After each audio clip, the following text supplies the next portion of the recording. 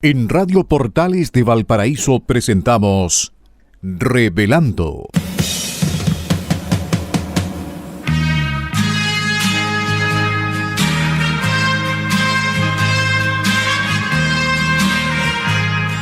Un programa donde se abordan temas de actualidad, contingencia y la agenda cultural de la zona. Entrevistas del ámbito nacional e internacional. Revelando. Es presentado y auspiciado por Asofar AG, Asociación de Oficiales de la Armada de Chile en Retiro, Asociación Gremial.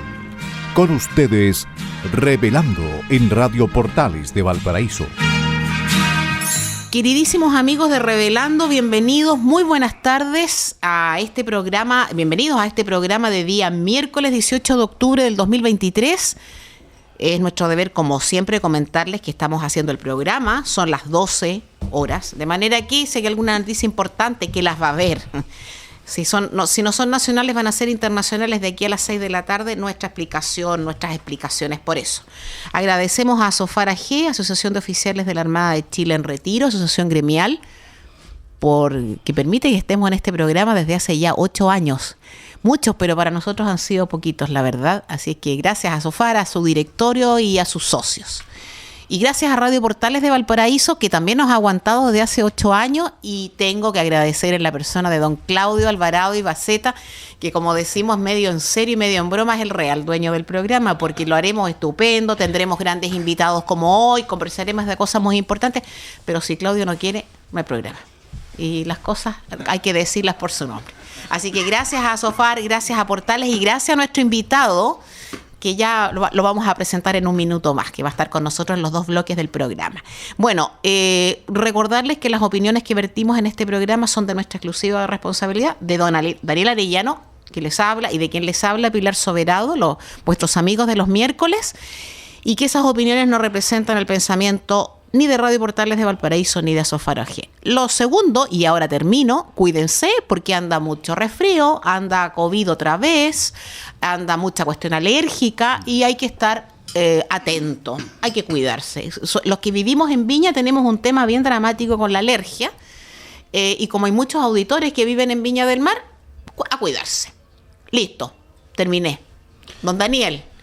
Hola Pilar, muy buenas tardes, estimados auditores de Chile y Ultramar. Eso. Saludos a todos ustedes, muchas gracias, me uno a todos los agradecimientos a las recomendaciones que hizo Pilar. Y bueno, efectivamente, un día más, el día 18 de octubre, celebrando la venida de nuestro invitado. No vamos a celebrar ninguna otra cosa. Ya, porque solamente me enredaba yo. No hay que enredarse aquí. No sé, pero estamos con mantel rojo. Exactamente. Y en el Salón Azul, ¿te das cuenta? Sí. Aquí tenemos hay alguna dicotomía. Una discordancia importante. Sí. Pero en todo caso, muy importante es recibir a Enrique Cordobés. Sí, un gusto.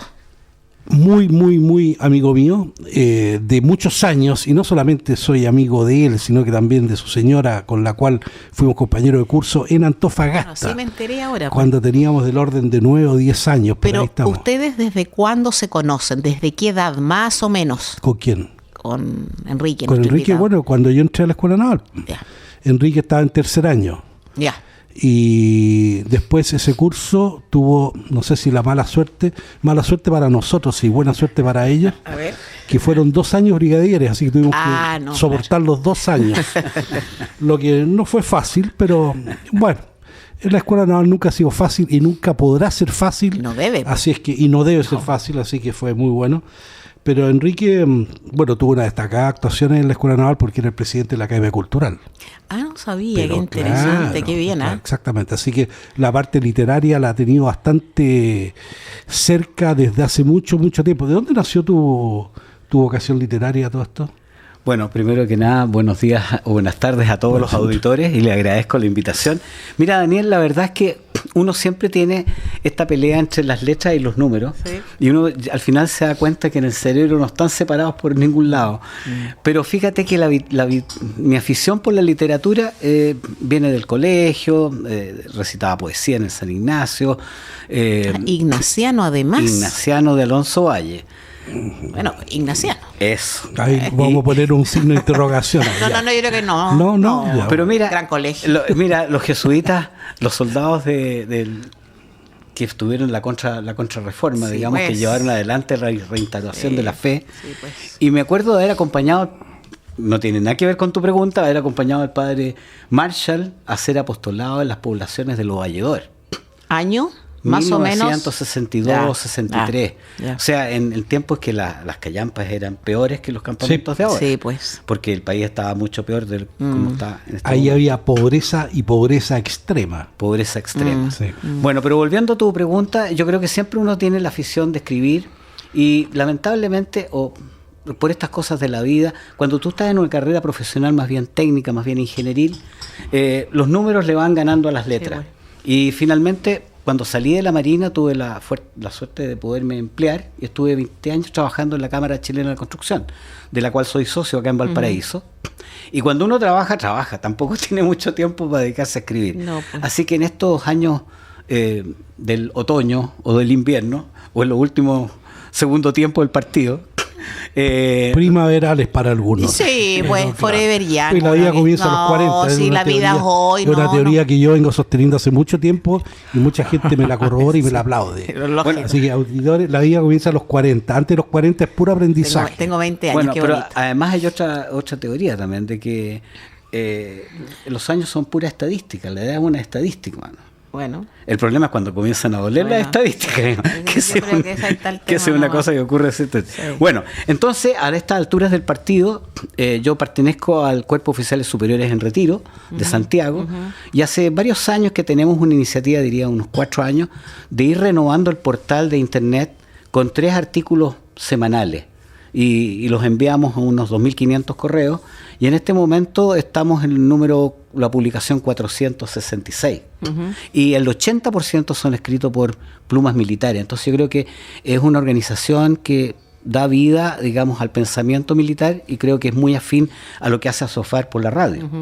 Ahora, en esos escritos partí yo escribiendo de puro picado sobre el año 78, que todos los libros del 78 hablan de la escuadra cuando sale a enfrentarse, del submarino, de los aviadores, pero se olvidan de 2 destructores que tuvimos al sur de la isla Dawson. Estábamos allá cerca del Cabo de Hornos, y zarpamos también ese día con una compañía y media de infantes de marina a reforzar las Islas del Martillo porque venía la invasión argentina. Yeah. Pero nadie menciona esto después, así que yo escribí una nota y después me fui entusiasmando y salieron otras. Bueno, y finalmente tuve 25 que son el cuerpo de este libro que está en proceso de comercialización ya, que se llama Crónicas Salobres, 1970-1994. 25 historias de 7 u 8 páginas. Muy interesante. Yo le eché una mirada al libro, porque como sabía dónde estaba y me interioricé un poco, y además yo, auditores, estos autorreferentes, pero yo conozco a Enrique Enrique Cordobés, nuestro invitado, de otro programa que también se transmite en esta radio. No tan bueno como este, pero bueno. Es que el del miércoles yo sé que es insuperable. En todo revelando. Nos aproximamos. Pero es que yo diría que de los chilenos el jueves era fantástico. Bueno, sí. Entonces lo conozco de ahí.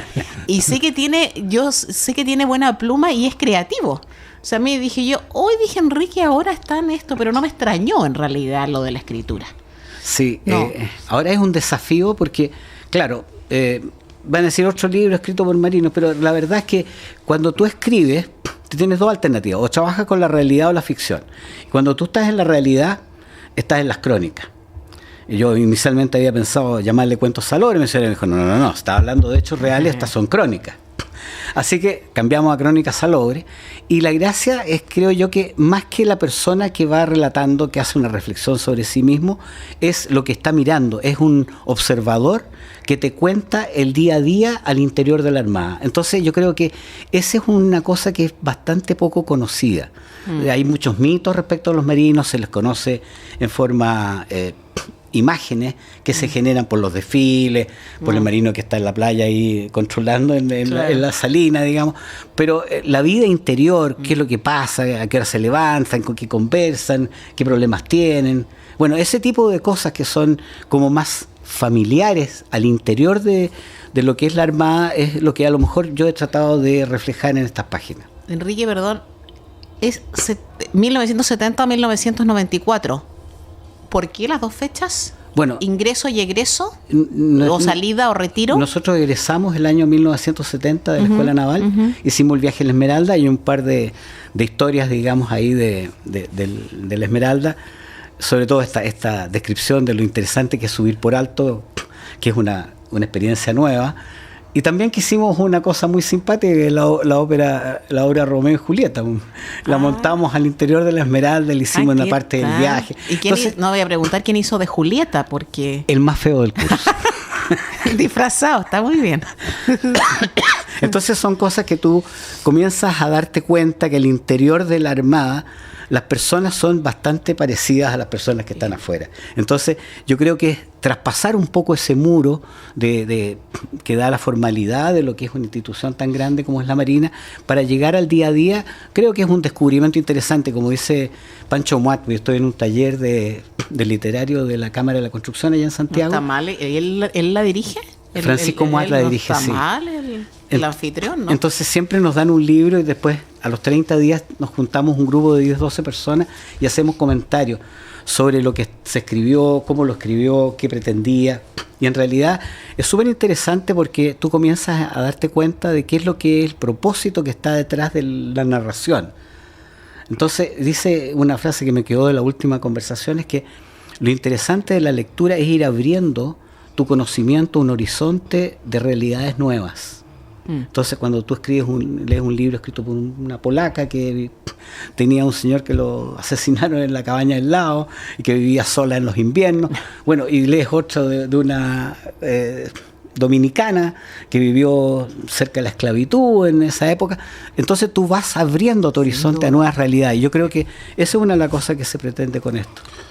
Extraordinario. Yo la verdad que yo he leído varios capítulos, no lo he terminado, pero efectivamente y además que uno como marino se empieza a identificar con el autor, pues más o menos uno vive más o menos exactamente lo mismo, así como Enrique contaba que ellos como guardiamarinas montaron Romeo y Julieta.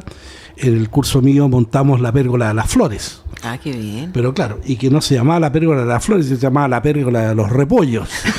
¿Y por qué? Porque los repollos... ¿Y por qué? Tuvimos un problema con los repollos. El repollo es en esa época una de las hortalizas que más aguantaban el paso del tiempo sin refrigerar. ¿Ya? Entonces, al final, digamos, las lechugas desaparecían como a los 5 días, tomates, olvídate, paltas, nada, absolutamente nada, así que al final era puro repollo. Y cuando llegamos a Yakarta, Indonesia, hicimos faena de víveres, se compraron estos repollos, pero afortunadamente informaron, alguien tuvo la buena idea de preguntar de dónde los sacaron y cómo los riegan. A ver. Y eran regados con aguas servidas. Uy, qué terrible. Entonces, llegaron los repollos. A los 2 días empezó a fermentar este asunto, el olor era insoportable y hubo que botarlos todos. Entonces la pérgola de las flores se transformó en la pérgola de los repollos. Era obviamente toda la misma música, etcétera, pero todo enfocado a echar tallas, obviamente, a los instructores, al comandante, a los oficiales, a todo el mundo. Nadie decía quién era, pero era obvio quiénes eran. Eso fue muy divertido. Así que uno se identifica con estas cosas. Pero cuéntame, Enrique, de estos capítulos, ¿cuál es el que a ti más te toca? ¿Cuál es tu artículo preferido? O la crónica preferida. Es difícil tu pregunta porque... Te lo voy a hacer fácil. ¿Cuál de los embarcados y cuál de los en tierra? Más fácil. Bueno, en los embarcados hay hechos bien interesantes. Bueno, yo creo que a muchos marinos les habrá tocado de repente tener que zarpar con el buque con la guardia porque venía un temporal y no se alcanzó a subir el comandante, tuviste que zarpar, digamos. Es una responsabilidad muy grande que me tocó y le ha tocado a muchos vivir. También me tocó una cosa en tierra bien lamentable, que fue un hecho quizás trágico, que no podría uno pensar que estaba en esas páginas del libro, que le estaban entregando a la guardia en tiempo posterior al 11 de septiembre, que hacíamos vigilancia en diferentes sectores. Estaban entregando a la guardia al negro Bamondes, mi compañero curso, y de repente estábamos conversando en la entrega de la guardia y en la oficina del subdirector en la escuela de operaciones, y sentimos una ráfaga cortita.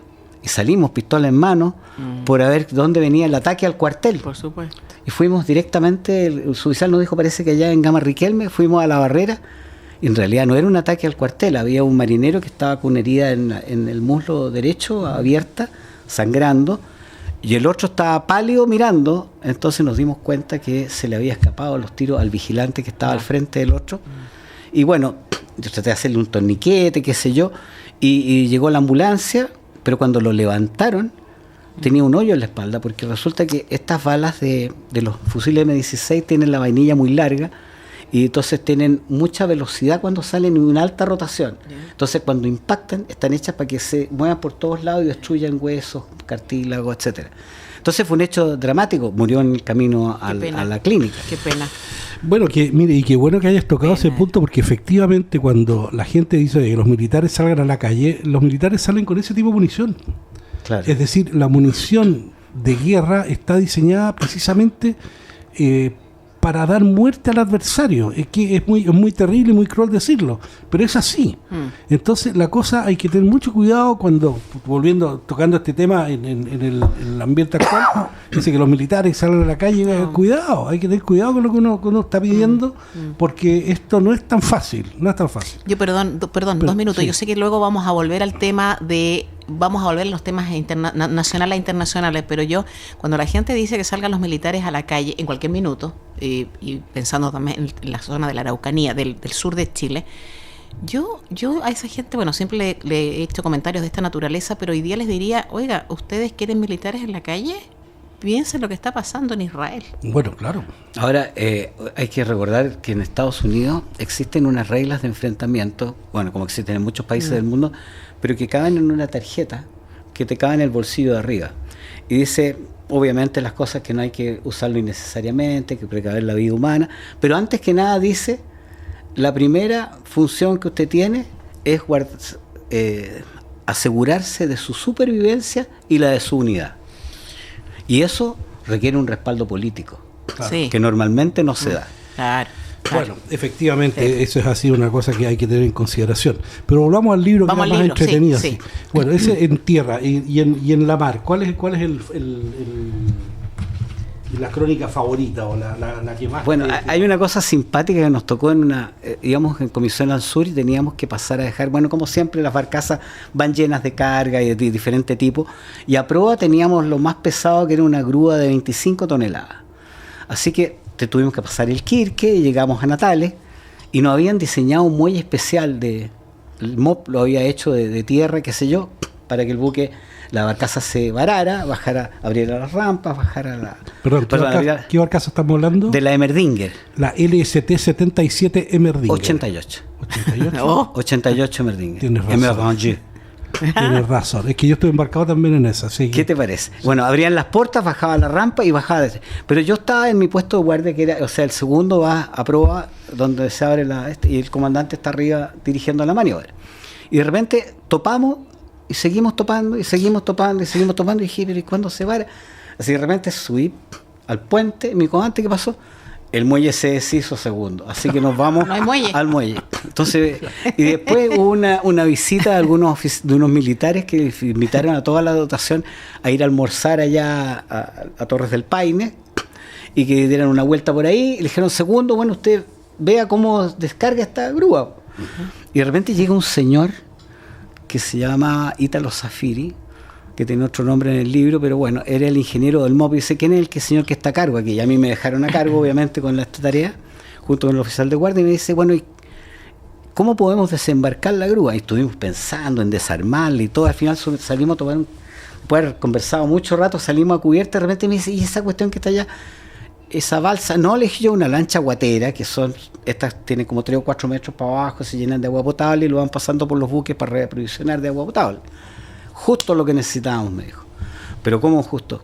¿Cómo podemos traer esta cosa para acá? Mira, traemos, la ponemos a prueba, abrimos las puertas, sacamos la rampa y después la grúa la pasamos de uno al otro lado. ¿Estás enfermo en la cabeza? Le dije, y si se nos va la grúa al fondo. Bueno, me dijo, no, puerta, veamos, saquemos las cuentas y todo, y de repente su oficial tenía la solución. Había un cable de tanque que pasa a través de toda la cubierta y pasando por una roldana, llegaba hasta la proa y sujetaba la grúa. Así que la grúa podía ser controlada para que no se fuera al fondo. Así que todo esto nos dieron las 7, 8 de la noche con reflectores y llega un señor muy pálido con salvavidas que era el que tenía que manejar la grúa. Así que la grúa avanzó, pasó a la balsa se tambaleó, pero flotó. Bien. Así que tuvimos una grúa flotante para hacer la descarga después. Está bien. Bueno, efectivamente, cuando uno lee el libro, es un libro que realmente lo recomiendo, que se llama Crónicas Salobres. Uh-huh. Efectivamente hay ese tipo de anécdotas en las cuales uno como marino normalmente se topa con este tipo de situaciones. Pero hay otra que a mí me gustó mucho, que fue el tráete de los violines chicos. El tráete de los violines chicos, porque Enrique efectivamente estaba embarcado en el Riveros el año 71. 71, correcto. Cuando vino Fidel Castro y se quedó... Los 20 y tantos días. Claro, se quedó 21 días, algo del estilo, y tuvo harto en la Marina de Chile, claro, en los buques de la Armada. se embarcó en Puerto Montt y se desembarcó en Punta Arenas. Estamos hablando de 3 días de navegación, 3 días que yo no sé, pero que lata no haber podido entrevistar a oficiales muchos más antiguos que tú eras subteniente. Claro. De primeros capitanes de corbeta que tenían la oportunidad de conversar con este caballero, que entiendo que era muy ameno y muy entretenido, y largas conversaciones. Lo que pasaba es una cosa bastante curiosa, digamos, es que se produjo una corrida de camarotes, obviamente, todo el mundo dejando los espacios correspondientes. Entonces quedaron al lado de la cámara oficial el camarote del comandante y el segundo. Entonces cuando uno salía de guardia siempre se encontraba con 3 o 4 oficiales y estaba sentado Allende o Fidel Castro en la cabecera de la mesa tomándose un cafecito y parloteando. Como tú dices, Fidel Castro, una persona extraordinariamente elocuente, podía hablar por horas. Y dicen que era encantador. Entretenido, sí. Pero hizo una cosa extraordinaria, yo creo que fue muy astuto, digamos, nunca habló del presente, o hablaba de la campaña de Sierra Maestra para Fulgencio Batista y tomar el poder y la lucha de o hablaba de la Cuba del 2000 con las vacas y no sé qué cosa y la producción y la riqueza, pero nunca abordó el tema contingente. Y en todo caso el presidente Salvador Allende era una persona muy agradable también, porteño, que tenía también una conversación muy grata. De hecho, sabía que yo me iba a casar, me dijo, ya pues teniente, invíteme al matrimonio. ¿Ah, sí? Cosa que finalmente no lo hice. Ese habría sido un problema mayor. ¿Cómo estamos en la hora que dice Claudio? Don Claudio, nos quedan 3 minutos. Nos quedan 3 minutos, sí, perfecto. Yo le quería preguntar a Enrique con respecto a la crónica del portaaviones. El portaaviones anclado, lo que pasa es que la Marina diseñó un proyecto estratégico muy interesante, que tenemos las islas nosotros, las islas desoladas que están frente a Copiapó y a la misma altura, la misma longitud de Juan Fernández. Entonces se desarrolló un proyecto en el cual la barcaza Toro, en esa oportunidad, escoltada por el APD Uribe, donde yo era oficial de operaciones, transportó todo un destacamento del Cuerpo de Ingeniería de la Infantería Marina para hacer una pista. Okay. Entonces esa isla tiene una posición estratégica que, teniendo una pista para aterrizar aviones de combate o aviones de exploración, se convierte en un portaaviones anclado. Un portaaviones que Perfecto. Cualquier amenaza que viniera del norte puede ser neutralizada con una vigilancia aérea anticipada o con aviones a reacción que operen sobre la fuerza de superficie. Y fue muy interesante. Bueno, la barcaza Toro se varó como normalmente se varan todas las barcazas, pero hubo un momento que la corriente se atravesó y tuvimos remolcándola varios días hasta que llegó un remolcador para sacarla definitivamente, pero alcanzaron a desembarcar la maquinaria y la pista se construyó y todo. Así que esa fue la historia del portaaviones. Del portaaviones anclado. A mí, lo hemos comentado tantas veces en este programa por diferentes situaciones, pero es que cuando hay gente civil, digamos, así como la ingeniería, civil, que no tiene mucha idea de esto de las Fuerzas Armadas y los aviones y todas estas cosas que habitualmente, y los desfiles, todas estas cuestiones con las que se queda mucha civilidad. Pues resulta que no, tanto la Marina, y porque estamos hablando de la Marina, pasa lo mismo para el Ejército en su ámbito, también para la Fuerza Aérea y para Carabineros, naturalmente, pero en la Marina hay tanta cosa que se hace de la que nosotros no conocemos. Esto, por ejemplo, eso en beneficio de quién cedía eso, de Chile. Claro, exacto. Pero lo hacía la Marina. Ahí, perdón, una cosa que ya se nos va el tiempo, pero es un obstáculo que tuve que superar con las notas a pie de página, porque uno tiene un lenguaje, una jerga naval, que normalmente para los marinos es fácil leerla, pero yo me di cuenta rápidamente que las personas me decían, bueno, ¿qué significa esto? Entonces, lamentablemente hay que tener muchas notas al pie de página para poder salvar el problema del lenguaje. Sí, pero se entiende. Bueno, estamos, parece que en la hora ya con este primer bloque, así es que nos corresponde informar nuestro himno o nuestra canción de nuestro intermedio musical. Eso. Y la canción que elegí hoy día, me acordé de Ecuador. ¿Y por qué Ecuador? Noboa. Porque Ecuador eligió presidente Daniel Noboa, que no la va a tener muy fácil. No, es un periodo breve. Es un periodo breve, creo que son 16 o 17 meses, muy que no es mucho. Es decir, yo creo que va a ser un periodo en que va a tratar de lograr un poco de estabilidad. Sí. Y bueno, no solamente desearle a Daniel Noboa el mejor de los éxitos, por supuesto. De todas maneras, sino que también acordándonos de todos nuestros hermanos ecuatorianos. Así que ayer llamé a nuestro corresponsal en Ecuador, Jorge Cruz, compañero de curso y muy amigo mío, vicealmirante en retiro de la Armada de Ecuador, y le pregunté: Jorge, ¿cuál es la canción típica folclórica más conocida de Ecuador? Y me dijo Vasija de Barro. Y Vasija de Barro fue una canción que se conoce como el himno no oficial de Ecuador. Y es una composición musical con tono danzante, que todavía no sé lo que significa el tono danzante. Será para bailarla, pues. Me imagino. Escrita en 1950. Y hace referencia a los rituales mortuorios ancestrales del país como símbolo de volver a la tierra. Interesante. Es interesante, ¿no? Tiene ahora la podemos escuchar, mística. Yo no la conozco. Ayer la conocí, la escuché anoche. Me pareció, la música me llamó la atención, también la letra. Así que los dejamos, estimados auditores, con Vasija de Barro en homenaje a nuestro hermano ecuatoriano. Excelente. Y con los mejores deseos para que Daniel Noboa le vaya muy bien en sus 17 meses que tiene por la proa. Será hasta algunos momentos más. Muchas gracias. Estimados auditores, hemos regresado en este bloque 2, en el cual Claudio nos abandonó. Otra vez. De nuevo, pero eso nos deja tiempo libre para hacer el programa que nosotros queramos y sin control. ¿De 2 horas? Podemos ir unas 2 horas. Así es que eso, no me hacen caso. hemos regresado en este 18 de octubre, el programa Revelando, gentilmente auspiciado por Asofar, ya por 8 años. También la misma cantidad de años que Radio Portales nos recibe aquí en el Salón Azul, que está medio camuflado hoy día con un mantel rojo. Pero lo agradecemos también a todo el equipo de Radio Portales que nos permite salir al aire, y también a todos los auditores que tienen la paciencia de escucharnos los días miércoles en este programa que hacemos con Pilar Soberado y quien les habla, Daniel Arellano, y que hoy día tenemos invitado a Enrique Cordobés. Oye, Daniel, fíjate que me parece muy bueno el contraste del rojo con el azul. Solamente ponerle el blanco y la estrella y estamos al otro lado. Pues podría ser, sí, está bien. Yo creo que vamos a buscar un tarro de pintura y les pintamos una estrella aquí al centro. Yo creo que sería una buena idea. Pero bueno, no sé si Hernán va a estar muy contento con eso, pero en todo caso. No, diría que sí. Pero bueno. Efectivamente, bueno, en el primer bloque, estimados auditores, como ustedes saben ya, estuvimos comentando el libro de Enrique Cordobés, que está recién saliendo de imprenta, yo creo, ¿no? Me lo entregaron el 29, me llegaron los 1000 ejemplares. O sea, está calientito todavía, saliendo del horno. Libro que se llama Crónicas Salobres, en donde cuenta en 25 crónicas sus vivencias en la Armada, con todas las experiencias curiosas que le tocan a los marinos, lo que refrenda una vez más que esa profesión es una aventura. Totalmente. Es una vida apasionante.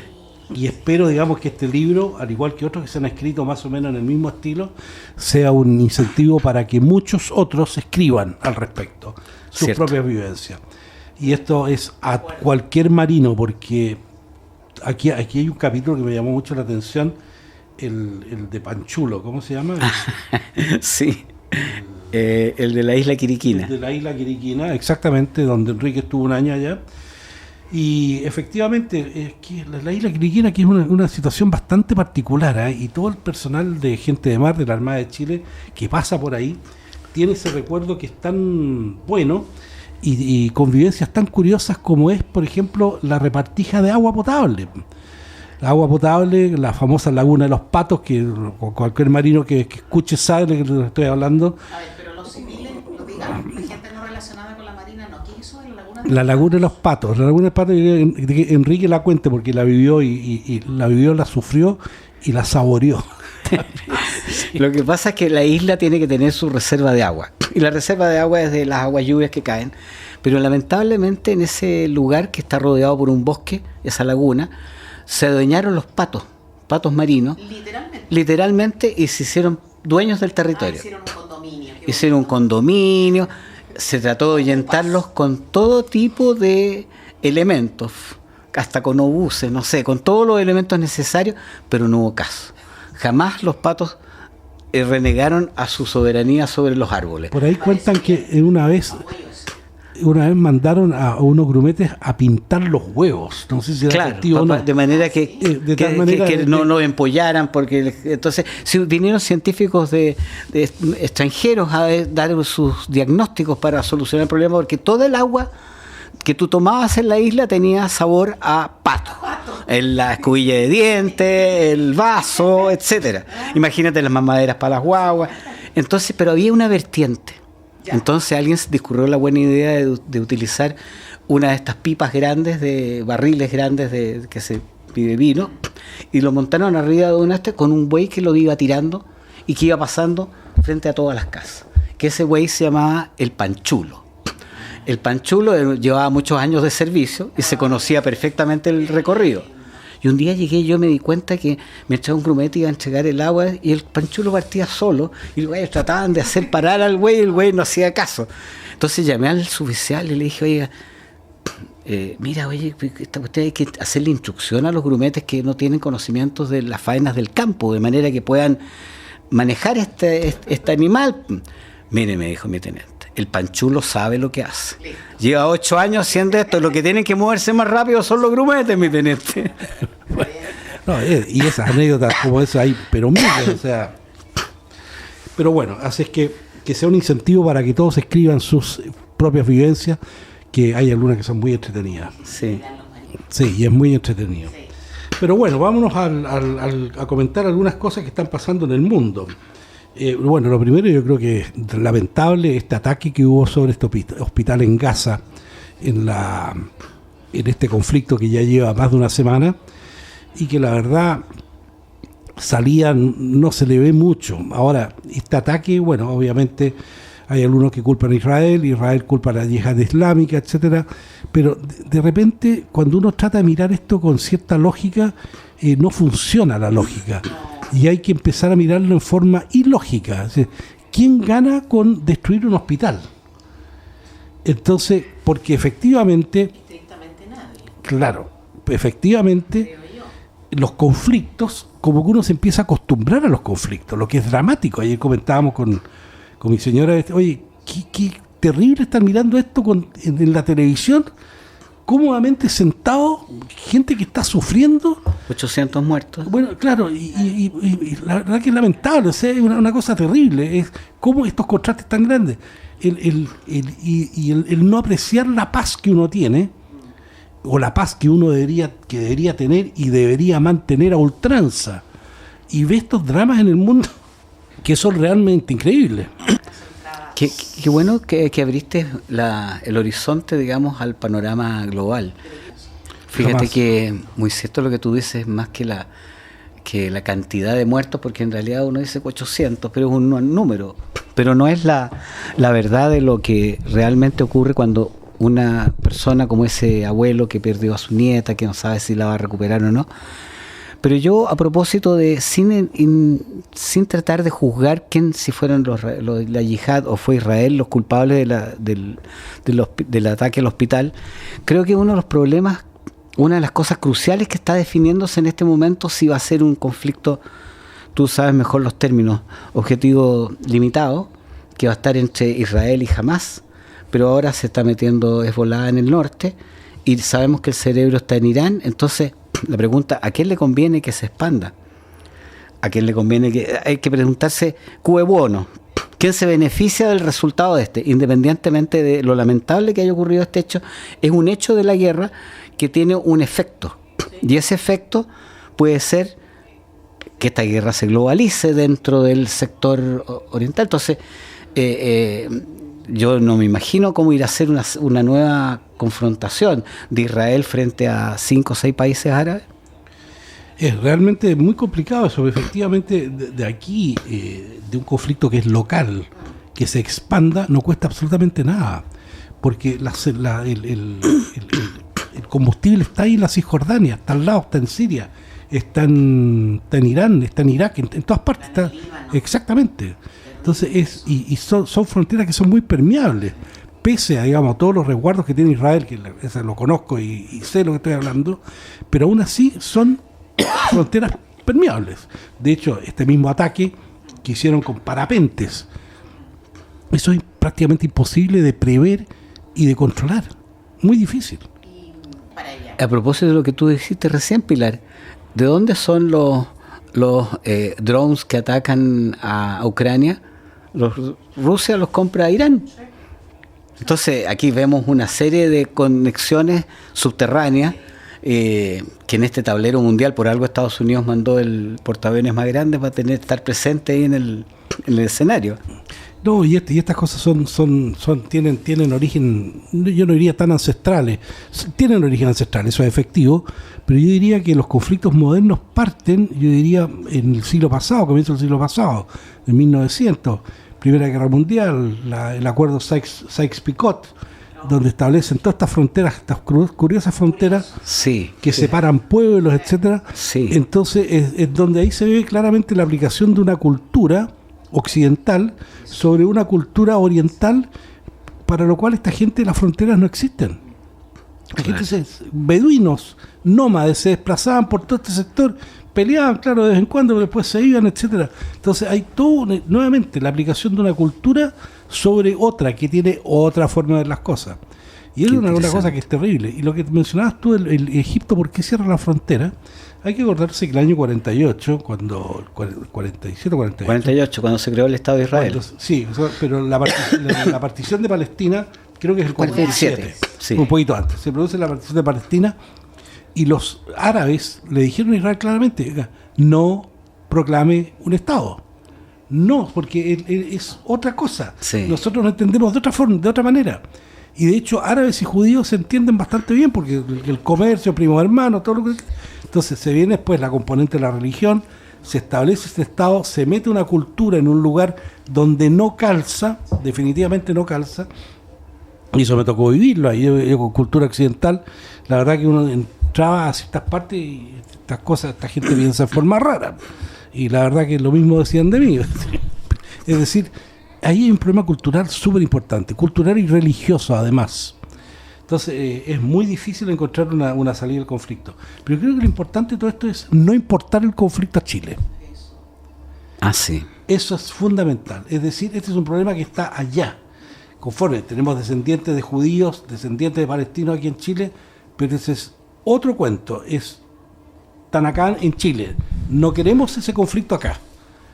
Y de hecho hay un par de entrevistas, no sé si las viste, el Mercurio el domingo pasado, muy interesantes a la presidenta de la comunidad judía y la presidenta de la comunidad palestina. Muy, muy interesante. Donde efectivamente reconocen que esta cosa no puede llegar acá. Eso es súper importante. Sí. Efectivamente, y ahí hay un problema que yo creo que lo comenté en un programa, yo creo que nunca es malo repetirlo, pero a mí me tocó ver en un pueblo en el norte de Israel que se llama Magdal Shams, donde hay un pueblo druso que fue cortado por la mitad, en la cual en un lado quedó los drusos que viven en Siria y en el otro lado quedaron los drusos que viven en Israel.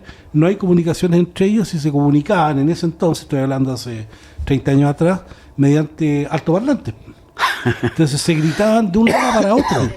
Entonces es ridículo, es ridículo. Entonces después la primera construcción del muro, entonces la verdad que son cosas que desgraciadamente, en mi opinión, no se entendieron en su origen y se aplicó una fórmula que no calzaba con la mentalidad de la gente que vive ahí. Ahora, para agregarle un poco más de sal a este problema, resulta que hay que pensar que Jerusalén es la capital de las 3 religiones irrenunciables, ni para el catolicismo, ni para los musulmanes, ni para los judíos.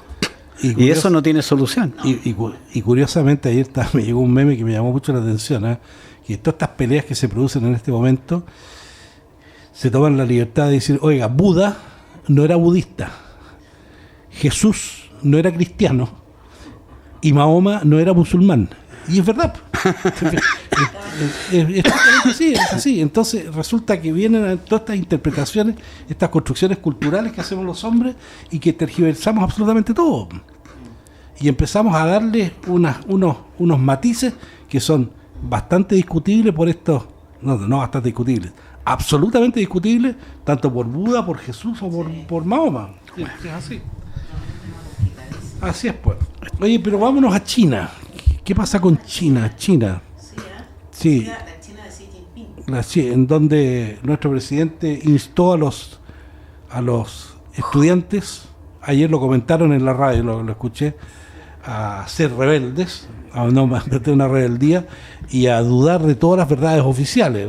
¿Qué le habrán traducido a los espectadores? Yo creo que el presidente dice que le gustan mucho las papas fritas con ketchup. Estoy totalmente de acuerdo, claro. Traductor. Claro. Bueno. No. China es un pueblo bastante obediente, entonces no es el lugar donde... No, y es que además si alguien osa oponerse, desaparece y se muere. O se muere y desaparece, no sé qué es primero. Sí. Entonces, ¿quién se va a oponer en su sano juicio ahí? Un país de donde existe un hipercontrol. Mi hijo estuvo por allá, por China, una cosa de la empresa, y la cantidad de cámaras que te están vigilando y tomando... no hay todos los movimientos están rígidamente controlados. Entonces, cualquier persona que tienda a ir en contra de la versión oficial, como tú dices, desaparece. Entonces, ahora yo creo que todos los jóvenes tienen una actitud, y la han tenido a través de los siglos, que es una especie de discutir el mundo que heredaron de sus padres. Y eso es legítimo.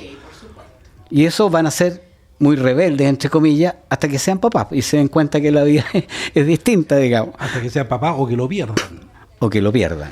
Efectivamente, eso es así. Pero bueno, fíjate que me llamó la atención porque hoy día la prensa informaba que se había logrado establecer un convenio con unas empresas chinas para la explotación del litio acá. Entonces la verdad que... Eso parece, sí. No sé en qué va a terminar eso. Me suena como la Braden Copper Company cuando la explotación del cobre era de Estados Unidos. Claro. O sea, ¿qué potencia se está quedando con estos productos naturales? Ahora, otra cosa interesante de ver en China, para una persona que no cree mucho en la libertad de mercado o que cree muy poco en la libertad de mercado, es ver el modelo de empresas estatales que ha desarrollado China para su economía. Entonces, en China tú vas a encontrar un modelo totalmente diferente a Estados Unidos o Europa, en el cual existe un mercado, pero no existe libertad democrática, y existe una propiedad estatal. Quizás un Edén para aquellos que quieren renegar del sistema que estamos viviendo y que nos ha permitido progresar durante 50 años. Es un tema interesante. Y por autopistas tampoco. Bueno, pero ojalá, digamos, ojalá que se abra un poquito el tema de la inversión, que se abra un poco también el tema de las concesiones, sí. Porque en este momento creo que hay una concesión que se ha concedido y necesitamos movimiento, mover la economía, porque hay consenso en que el país, o la percepción que tiene la ciudadanía, estaba leyendo hoy día una encuesta, casi el 70%, si no es un poco más, piensa que el país o está estancado o que la economía está absolutamente en un proceso regresivo. Ahora, el problema es que este es como un tren que tiene dos locomotoras. Una que está tratando de tirar por un lado, que es para la inversión, el desarrollo, y otra para atrás, que es del medio ambiente, que quiere obstaculizar cualquier iniciativa. Claro. Sabemos que el obstruccionismo que ha tenido eso ha impedido durante décadas el desarrollo de muchos proyectos que nos tendrían viviendo mucho mejor. Teniendo un tren rápido a Valparaíso, no como se pensaba hacer, digamos, por la misma ruta antigua, digamos. Un tren rápido que no se va a poder hacer. Y que no sale de Santiago y ni que llega a Valparaíso. Ahí tiene que haber una decisión política, porque siempre los ismos son negativos. O sea, si tú vas al liberalismo absoluto, es malo. Y si vas también al ecologismo absoluto, también es malo. Hay que decir, bueno, preservemos la naturaleza, démosle un mundo mejor a nuestros hijos, a nuestros nietos, pero no dejemos de trabajar y de avanzar. O sea, es un equilibrio racional entre dos polaridades. No se trata de banderizar, y se puede. Los europeos lo han hecho. Después que destruyeron Europa. Después que destruyeron Europa, entre con guerras y con la explotación absolutamente irracional de todos los recursos, pero se dieron cuenta y están cambiando. Y los alemanes tienen una propaganda de los motores diésel funcionando al lado de las plantaciones de choclo, claro. Porque las dos cosas pueden convivir si los motores tienen los suficientes filtros. Porque Rusia le cerró la llave del vacío. Oye, bueno, creo que ya estamos casi por terminar. No alcanzamos a arreglar todo el mundo. Yo quiero mencionar dos cosas. En primer lugar, Argentina, que tiene elecciones ahora el domingo, y está con una inflación anual del 138%. Vamos a ver qué pasa el día domingo, porque está complicado. Wishful thinking, como dicen los checoslovacos. La verdad es que ya no existen. No, yo creo que sería ideal que pasara Bullrich, ¿cómo se llama el apellido? La del centro, y el liberalista, que es un poquito desquiciado, pero Milei. Y la segunda vuelta sea entre ellos dos. Al peronismo atrás. Mira, más que las personas, es dejar una tradición de un monopartido. Es como el PRI en México. Sí, exactamente. Entonces tenemos que lleguen nuevos aires a Argentina, porque Argentina es un país que tiene mucha riqueza, gente. Pero es bien curioso, porque decían que efectivamente si pasa Bullrich y Milei a la segunda vuelta, lo más probable es que salga Bullrich.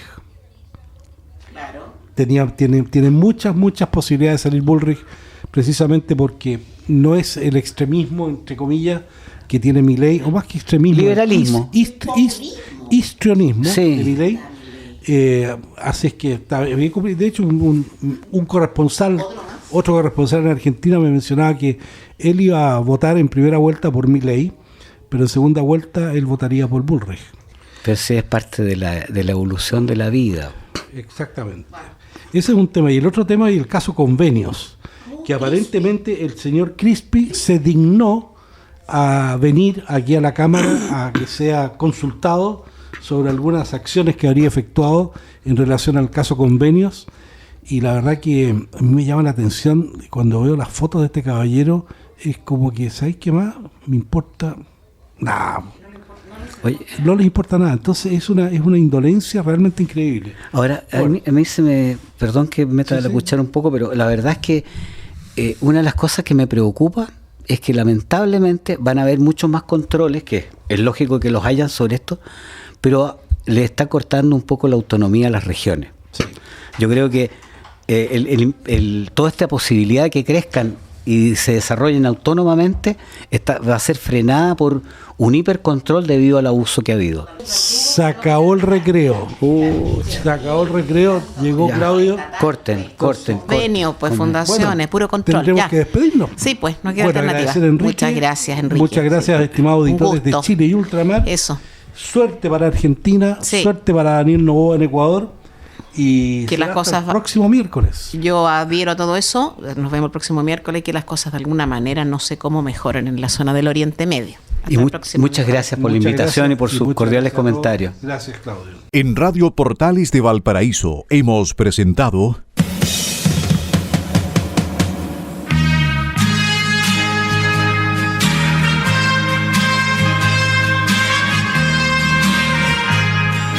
Revelando, un programa donde se abordan temas de actualidad, contingencia, entrevistas del ámbito nacional e internacional.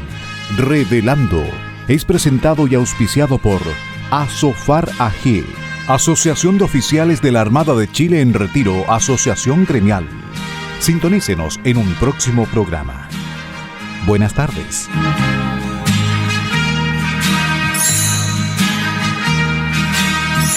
Las opiniones vertidas en este programa son de exclusiva responsabilidad de quienes las emiten y no representan necesariamente el pensamiento de Radio Portales de Valparaíso,